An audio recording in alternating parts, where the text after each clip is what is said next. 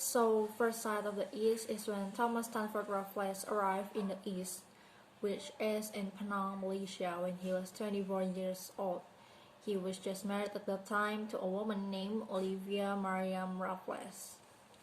So, Raffles was born on 6 July 1781 in a slave ship called the Anne, lumbering north from Port Morant, a harbor town on the southeast coast of Jamaica. His father was the captain of the ship, which belonged to a firm of Glasgow slave brokers. Raffles was the first of 6 children, and he grew up an only son after his younger brother died in infancy. And so Raffles' father made no great fortune from the slave trade and left no great inheritance when he died. So Raffles, with his mother and siblings, lived in lower middle class. When he was 14, Raffles quit his school and got a job as a junior clerk in the office of British East India Company with the help from his uncle. This job is one of the journey that led him to travel to the East. Raffles then spent a decade working in that company, and in 1805 he was blocked from the ranks on a salary that had increased by a factor of 2,000%, and shipped off the newly appointed governor of Penang, a freshly upgraded British outpost drifting off the Malay coast near the head of Straits of Malacca. Next, we're going to talk about Olivia Mariam Raffles. She is Raffles' spouse and also was the mistress of William Ramsay, which is Raffles' boss. She also the one who made Raffles manage to go to India, although Raffles has inferior capacity because of Olivia's relationship with William Ramsay. So Olivia was born in India 1717. By the age of 22, she fled a married man when she was sailing from England to Madras. Then she gave birth to a little girl called Harriet, and then Harriet taken and raised by her father. Then Olivia married with other man, an assistant surgeon in Madras named Jacob Vankert, but Vankert died of fever in the Punjab in 1800. Then when Olivia went to East India House in 1804, she met Raffles in April 1805. They both, Olivia and Raffles, married and set sail from London to Penang for 5 months. So Penang in the early of the 19th century was the best port of the Straits of Malacca and also British toehold in Southeast Asia. It had been released in 1786 from the Sultan of Kedah on behalf of the East India Company by a gallivanting sea captain from Sussex named Francis Light, and also a little European township called Georgetown had been laid out amongst the palms at the head of the island. It was also chosen as the spot at which to develop new shipyards, replacing scarce English oak with abundant Asian teak. And in 1805, the East India Company's government decided to upgrade Penang from a mere outpost to presidency, a territory under the rule of a governor on par with Madras, Bombay, and Calcutta. Before the 1805 upgrade, Penang seems to have labored under the effects of mass alcoholism. In one 18-month stretch of bacchanalia in the 1790s, the island's government house alone had managed to put away 1,020 bottles of claret, 588 of beer, 300 of port, a relatively modest 30 of cherry brandy, and a head-splitting 1,404 bottles of Madeira. So Georgetown grew as a polyglot port for many races: Chinese shopkeepers, Indian laborers, Malay sailors, and all manner of hawkers, hookers, cooks, and criminals. Raffles spent 5 years in Penang, living in a little bungalow on the forested slope uh, behind Georgetown. At the time, he assumed the role of acting first secretary when the official occupant of that post fell out with the government and received of an extended labor absence. He became the agent for Navy, the license of the press, and even took over the role of official Malay translator to the government. According to the hero worshipper, Raffles, with his love of self-improvement and formidable intellect, was already fluent in Malay, which is most widely spoken language in South Asia, as well as the national language of Malaysia and Brunei. By the time he disembarked from the Warli at the Jordan in 1805, he had spent 5 month voyage from England earnestly poring over the primers and conversing with the Asian crewmen. Uh, for this reason, the oft-repeated claim that Raffles' facility with Malay made him somehow unusual need to be taken with a certain pinch of salt, which is what all South Asia Han could speak the language quite well. Also, the claim that Raffles knew the language perfectly is not entirely sound. He certainly seemed to have made energetic attempt to improve his fluency from the outset, but he could never make a much shift with the written language. He always relied on translator on hand for his meeting with king and courtiers. It seems like Ravel could know difference between Hosbrick, Bahta, and the people of North Sumatran hinterland, Batak. The image of Raffles during these early years is that a man of prodigious energy, perhaps a little too much from some taste. Rival writer have given varying version of Raffles' status in Penang society over the years. Some have made him the object of ostracism, which is an outcast beset by spurious rumor about his marriage. In other laps, to his defense and quoting quote contemporary source that make him the fair love and soul of the Penang party.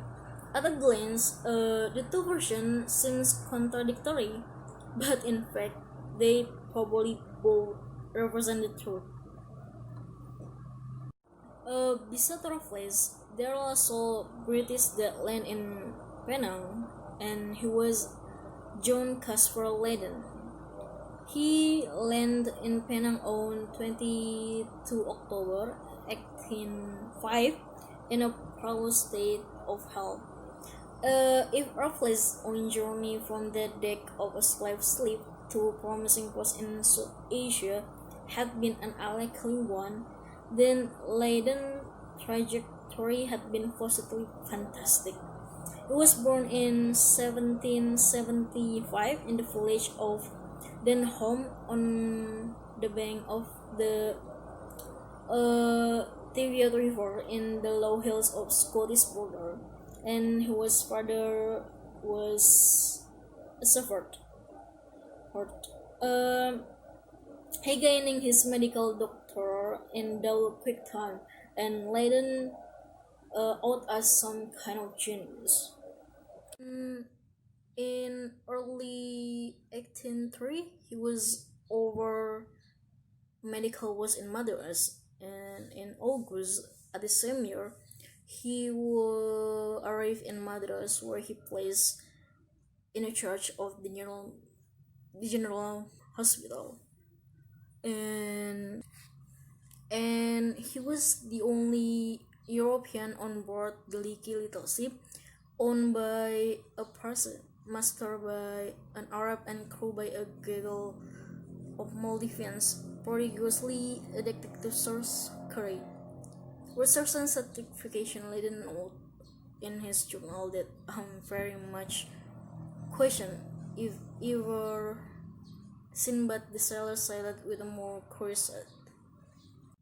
Raffles seems to have met Leiden entirely by change, but it was an encounter of mighty consequence.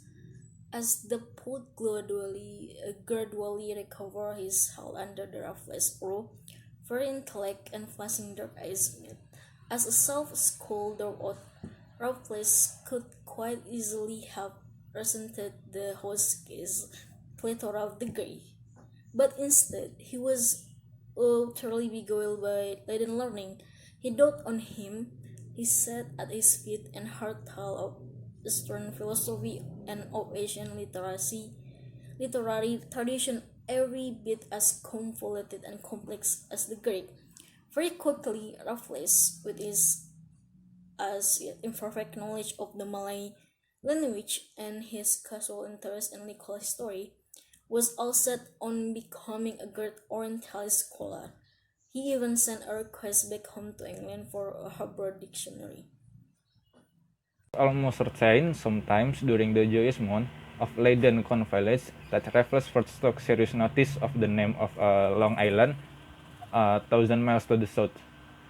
It was in conversation with John Leiden that Raffles first came to think of Java as the land of promise, the place where all his own dreams of glory might eventually be realized.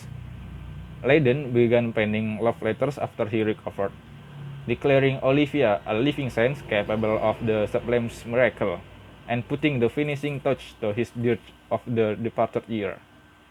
To quote all 17 Syarif stanzas would be too much for anyone. The final four are enough to convey his feelings not just for the lady, but also for her husband. The Dutch had spread their nets beyond Java and the Spice Island to take in footholds on jungle for shores across the archipelago.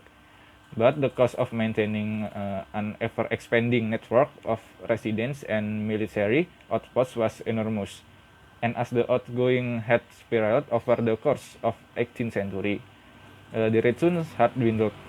Expenditure was often well over double the returns. It was not only bad luck and mismanagement that had precipitated the slump, it was also corruption. From its early days, the VOC in Indonesia had attracted the very worst kind of people, foremost Europeans. Java and the rest of Indies very rough, remote, and spectacularly unhealthy, with a handful of exceptions amongst the dedicated soldiers and born administrators. The only people who would actually want to go there were only those with the worst possible motive, namely great desperation. VOC outstation often ended up in the charge of men deemed totally unemployable in Holland. The mortality from tropical disease was horrific. Everyone in a state of permanent ill health, with a weak and languid appearance, and the sheer regularity of deaths engendered a black of cynicism amongst the survivors. A pall of constant gloom hung over Batavia, and according to the one visitor, the entire European society was in the grip of discontent and dejection. The only resource for those who are in this state of listlessness, approaching to torpidity, is to seek relief in society, and to endeavor to kill the heavy hour in the most frivolous manner. So smoking tobacco, uninteresting and useless conversation, drinking and card playing form of the sum of their amusement.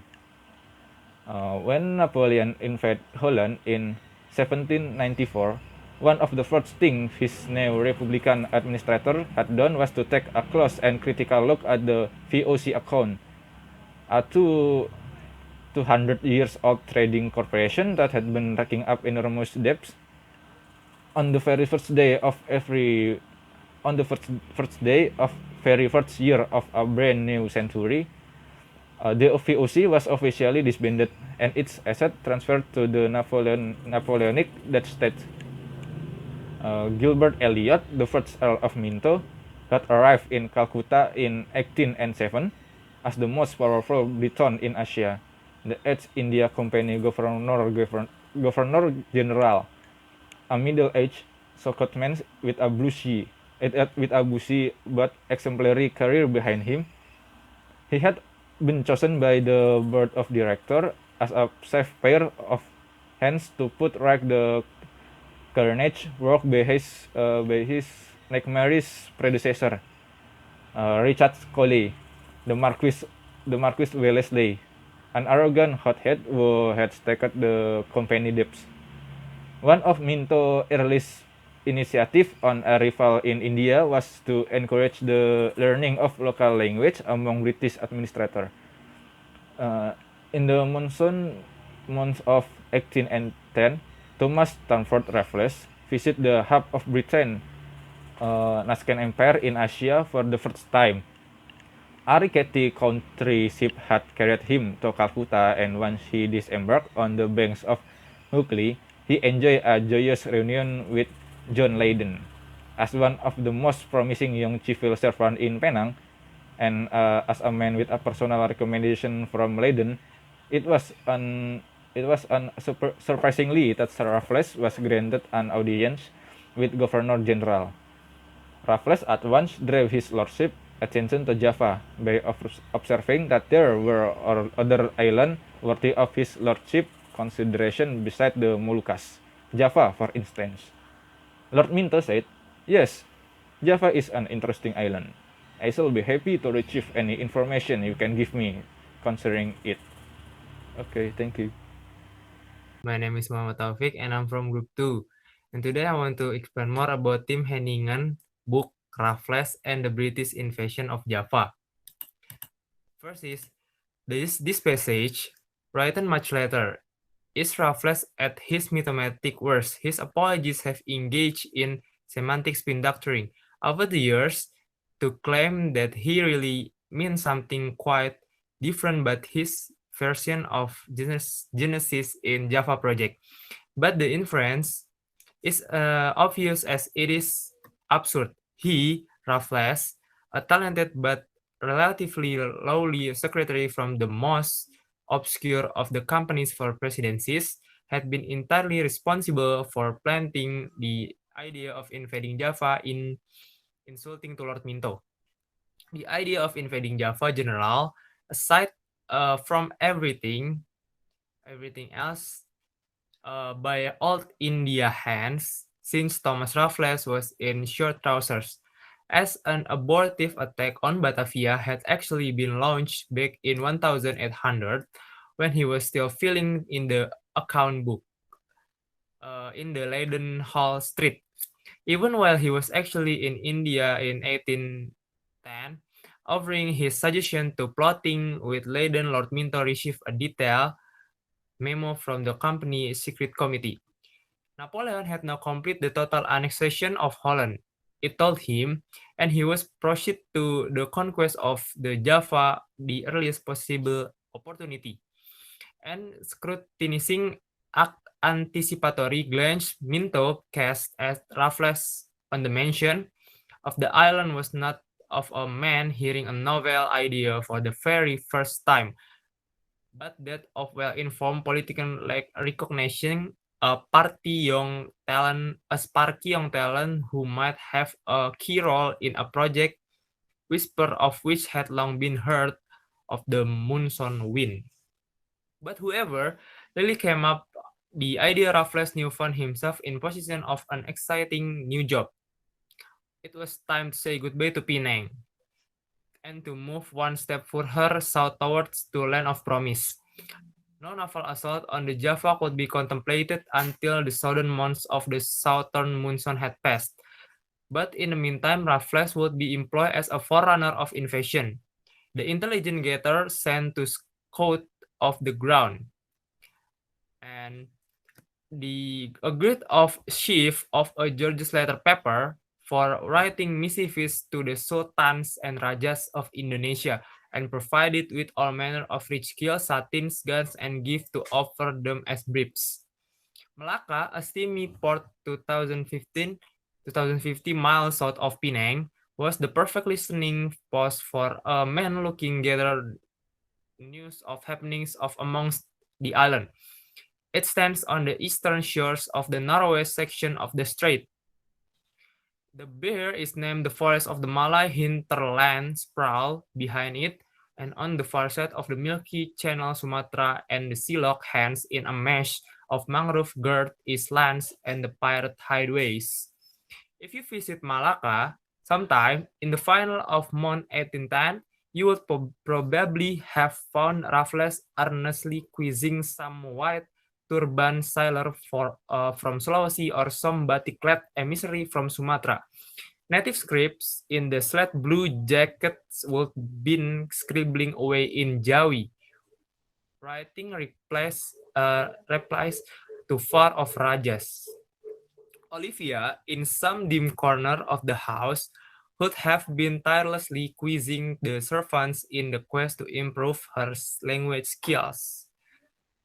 And Mr. Cornelis, some 8 miles inland, he had also laid out the foundation of a grand new colonial city between Cornelis and Old Batavia at an airy site, the land of which is dry and vicinage little marshy. It had been dubbed well Tefridin, or well content, for it was too close to that you, as you called in the vicinity of Batavia.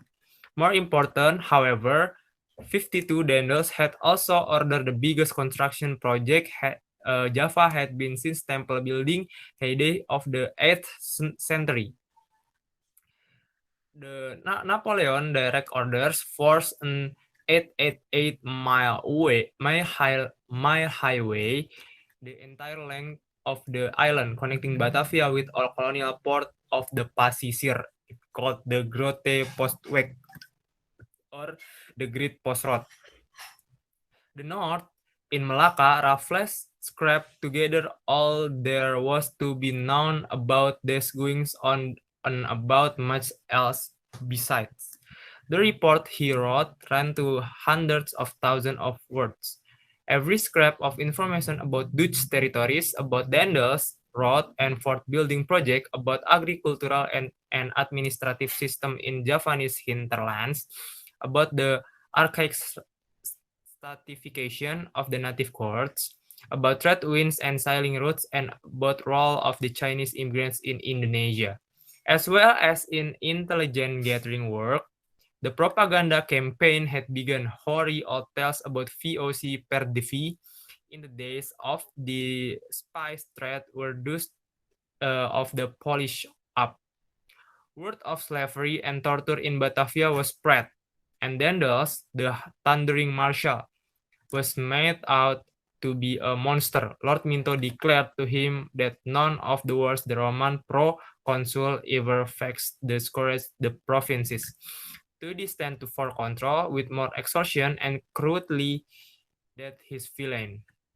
By far the most important part of his work in Malacca, Raffles felt, was to start a correspondence with a native courts in Indonesia that would, he was sure, be natural allies against the demonic Dutchman. He sent letter, written the local scripts in florid Malay to pretty 5 domes of Southerns, Borneo to Madura and Palembang across the Strait of Malacca. The Dutch had always left the great green hulk of Sumatra well alone. But they had a small outpost in Palembang in the south of Ireland. Raffles wanted to encourage the Sultan there to isolate clutch or favor stricken Europeans and throw how lot is with the British. Beyond the royal correspondence, Raffles had other serious concerns to wrestle with. Foremost amongst them, the question of what would become a Java after a successful invasion. The problem lay in the instruction issued to Lord Minto by East India Company in Leadenhall Street. He was indeed to attack Java as soon as possible, but having toppled in Dutch Napoleonic government and destroy the fortification. And India, the last thing they want was another huge tranche of territory of the questionable economic value add to their domains.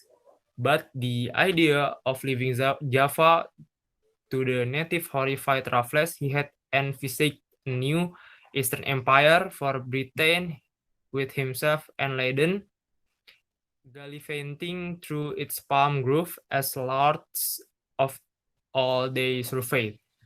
Fortunately, Lord Minto was also horrified, governor and at home for his expedition, but the views of direction do not go beyond to expulsion of the Dutch power, the destruction of their fortification, the distribution of their arms and stores the natives, and the evacuation of the island by our own troops. He had simply decided to ignore the wish of the direction altogether. He had concern for the fates of Dutch and Chinese civilians as moral justification, and more important, as hit and run was simply not the British way of doing things. Raffles was delighted. At the end of April 1811, the first British troop ships appeared in the Malacca Company flag. Raffles must have felt terrible pride. All those meetings and mutterings in Calcutta in the previous year, all the long months of report writing while Olivia practiced her Malay and her orangutan trip over its trousers, had paid off. The invasion has actually going to happen, and better yet, both Minto and Leiden would be there to see it. Company Council in Calcutta with his decision to join expedition, they threw up their hands in honor of Governor General. The man himself over a paltry place like Java, but the project had caught his imagination. Leiden, meanwhile, had been appointed as a sort of translation, advisor, and general expert of matters Oriental, and had taken along with very expectation of a senior place alongside Raffles in the future administration of the island. Military matters had been placed in the hands of impeccable New York-born veteran Sir Samuel Auchmuty, with Colonel Rollo Gillespie as the commander of the 1st Division. So I think that's enough from me.